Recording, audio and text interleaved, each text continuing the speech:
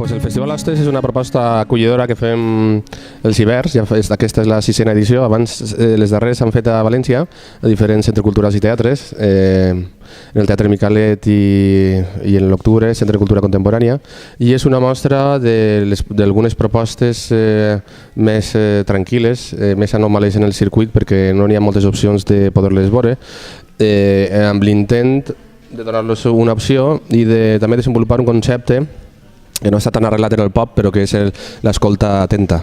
És un concepte que està més desenvolupat en les músiques contemporànies, però ja porta molts anys intentant aplicar-lo al teatre, a les músiques més tranquil·les, perquè la gent vinga solament al gaudi de l'escoltar.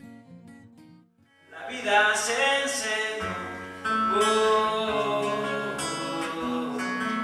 la vida sense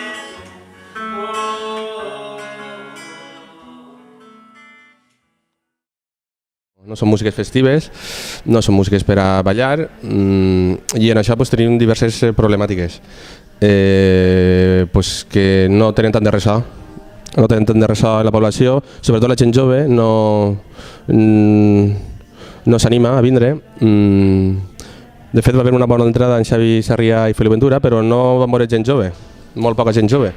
I amb la qual cosa posa de manifest el que passa, que són que la cultura alternativa també està bevent dels principals defectes de les cultures de massa que estan relacionades amb el que està de moda i el que no està de moda. Si estàs de moda van a veure't, si no estàs de moda no van a veure't.